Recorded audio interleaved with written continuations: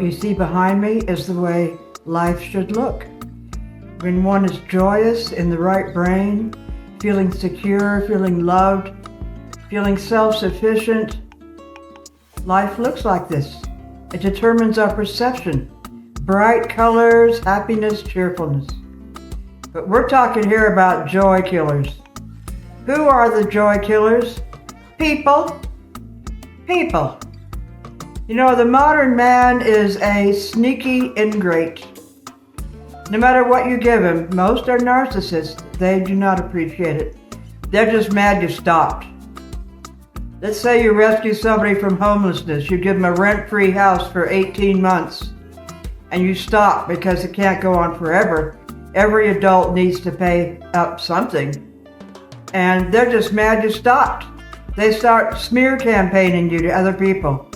You know, they try to get an adverse possession, i.e. squatters' rights to stay there. They hire a lawyer. They tell everybody you're trying to make them homeless and all that. No matter what you do, you are pulled down by the sneaky ingrates.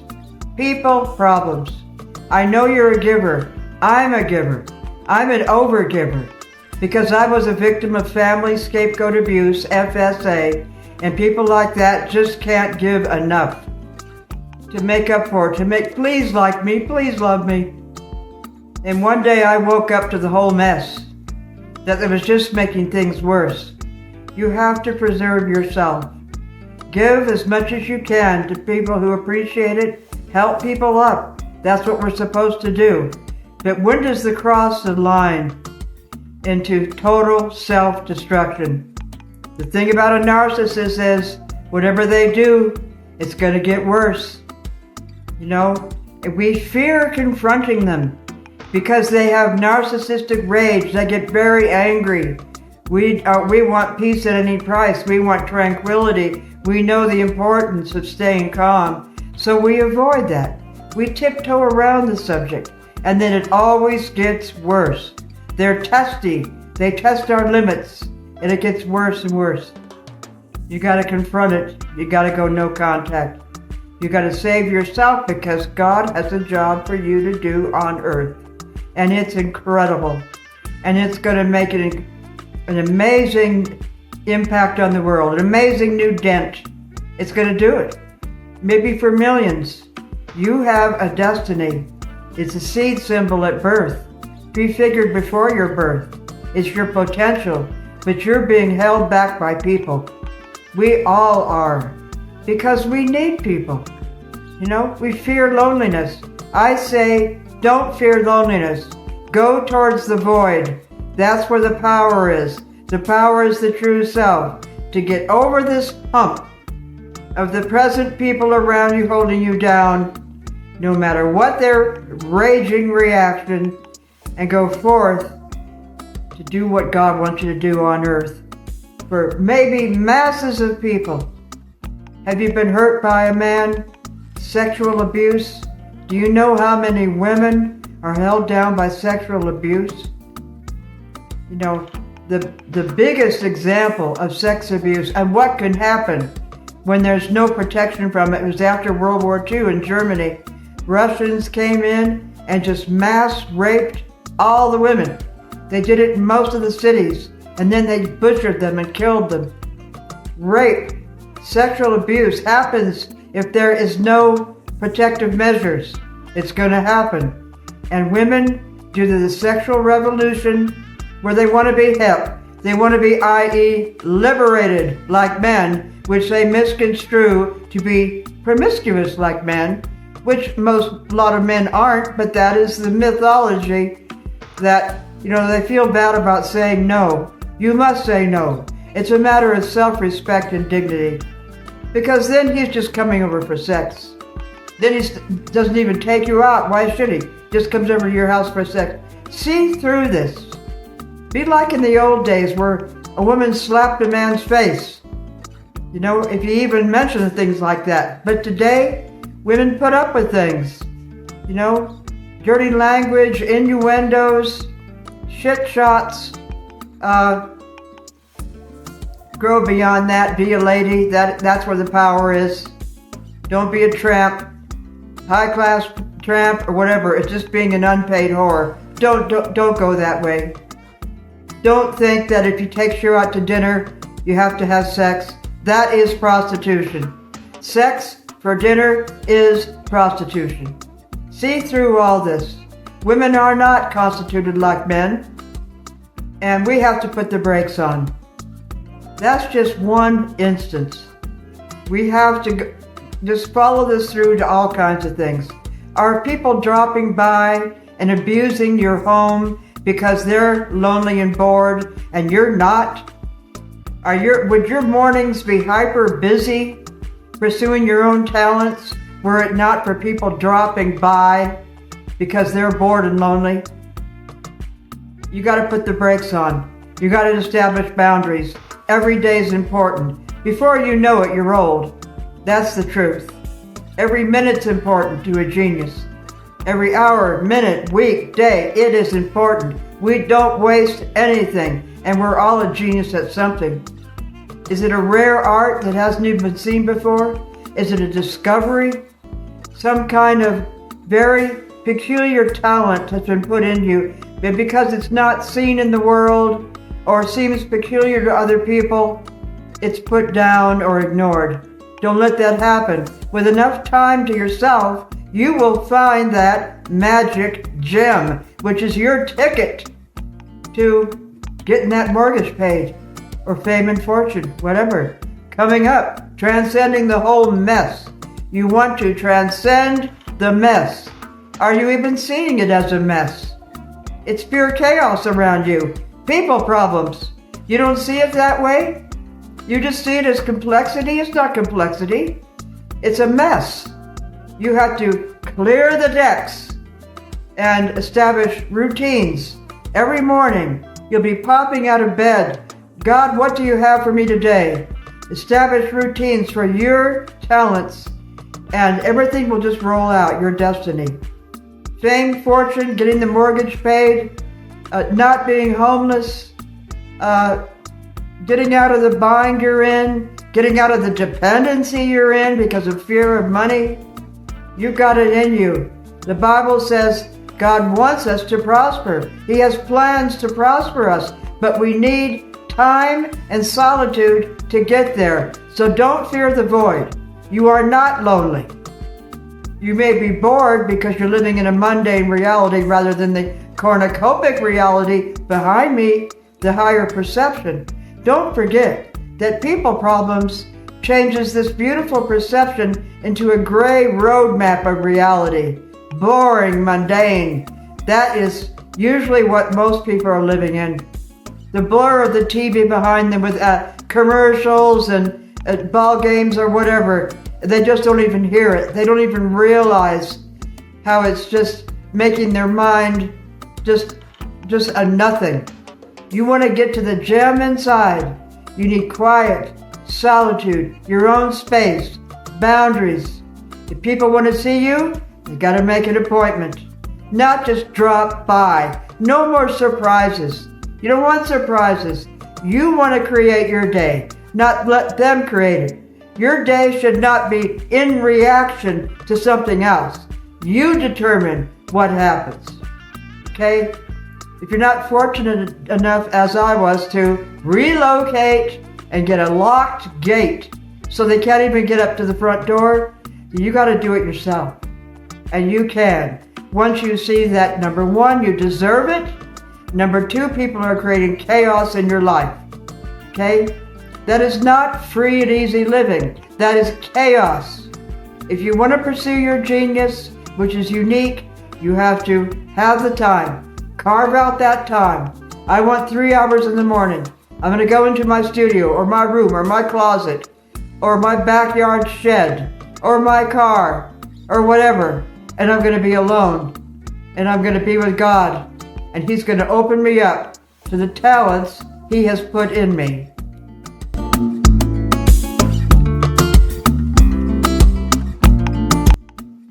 A major stumbling block for me was self-blame, feeling guilty for everything. That is the characteristic of a victim of FSA, family scapegoating abuse. They are to blame for everything. They've been blamed in the family because people were projecting their shadow onto one member, and they take this thing. This is what I wrote in my diary at that time. Self-blame gets us stuck in the system, never feeling we'll succeed on our own, forever feeling responsible for the toxic system, keeping us a scapegoat, okay? Boy. And then recreating the same system with other people, always feeling to blame. It was a terrible situation. I escaped that system, but I was still sick, into the desert, a liberal desert town, and suddenly felt panicky. All the liberal women, were sizing me up, new kid on the block, rumors about me, gossiping about me, because they want to put you down. They're threatened. If you're different, they're just threatened. The mean girl came right into my life, the mean girl. I was the odd girl out. She called me her friend, but she wasn't at all. She was gossiping to everybody. She was a leak to the street from my home. She invaded my marriage. She even took my dog. And it was awful what this mean girl did. But I was so lonely in the small town, being a victim of a scapegoat family, feeling down put, and this horrible feeling in my stomach that I didn't fit, that people didn't like me. I can still feel it now.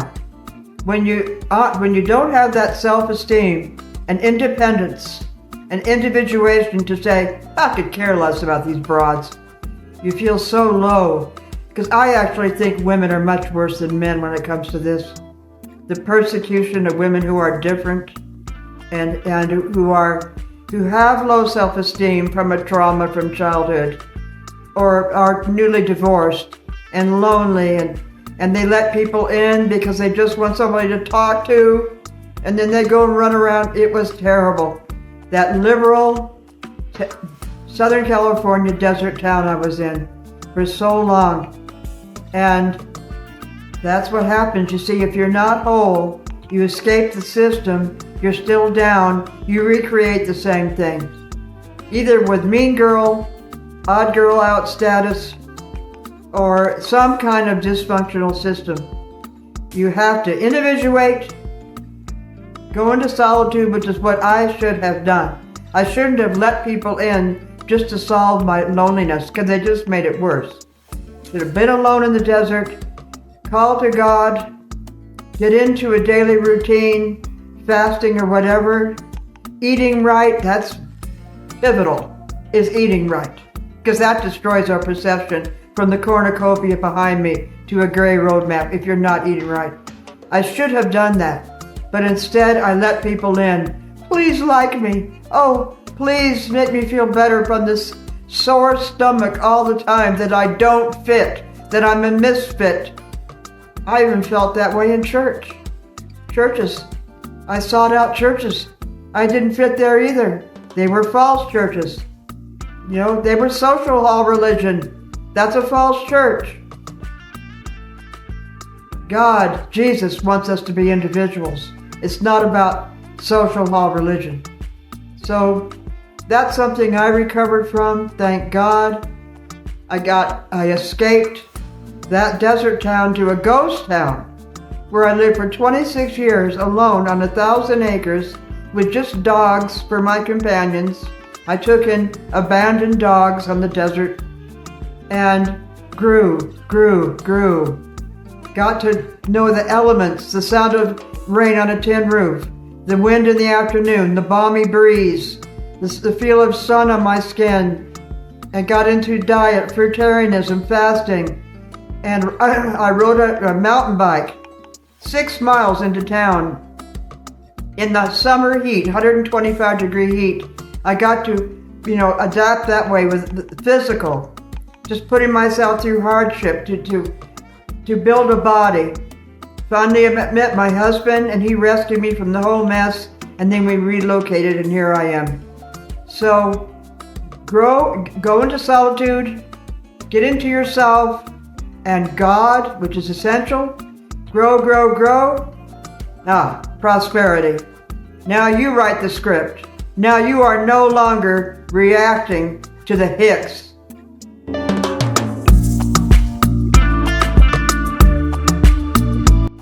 Part of the problem is, in the modern world, this isn't the 50s or the 60s before the hippies. This is mean girl, lost boy, crazy drug addicts, users, narcissists from broken families, sex addicts, crazy mainstream TV opinions. This isn't like the past. We're coming up to the end of times where people will be selfish and egotistical and narcissistic and users, abusers. You have to draw a boundary around you so that the true self, which is a nice kid, can grow up.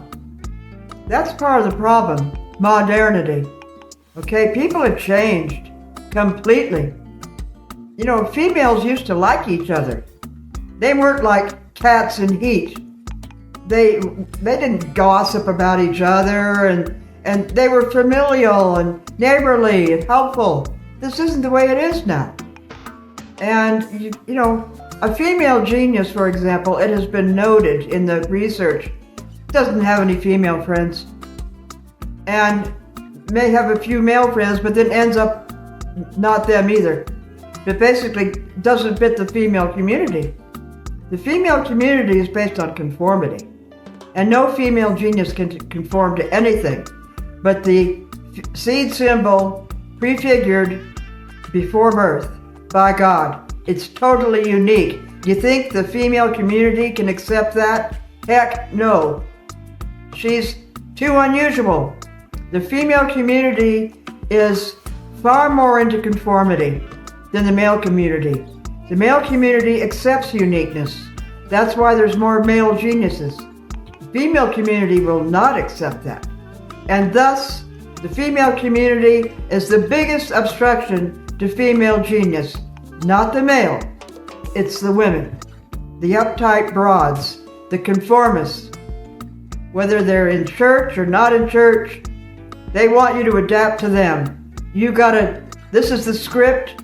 We had to conform, you must do it too. Do you know a lot of narcissist mothers hate their daughters? Do you know about the sister abuse that's across the world? There are YouTube channels on sister abuse, globally recognized, that women have more problems from their sisters than anybody else. But see, there's this family myth. Oh, loving togetherness. Oh, you can't hate your sister. Oh, your sister would never do that. That's family. That's family love. That's not true. Who else they got to abuse? When there's problem in the family, a sick system, they're going to abuse those closest. Like a narcissist. Everybody thinks, well, she's nice. You can't say that. She's nice. A narcissist only hurts those closest. Her own family. Not other people, because the most important thing is her image. Maintaining her image. She's not going to do it to other people. So they think, what are you talking about? She's so nice. Okay? They didn't have a $2,000 computer put on their credit surreptitiously and things like that.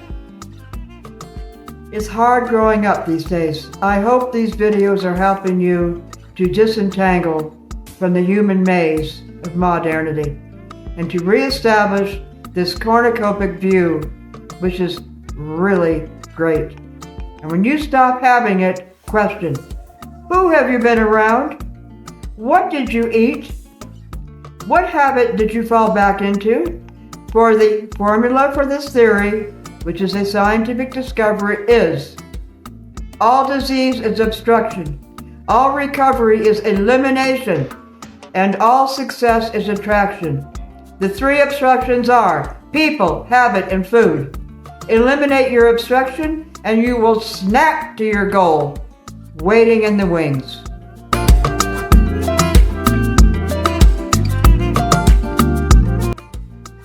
Can you do this today?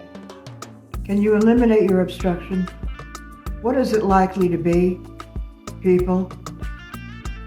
Just about as likely as a bad habit. You know, drinking, smoking, going to the refrigerator when you're depressed, food, eating wrong, falling into your bag somehow, getting back into a past sick relationship because you're lonely. Can you eliminate this obstruction today and report back to me how you catapult up suddenly, how your whole life changed?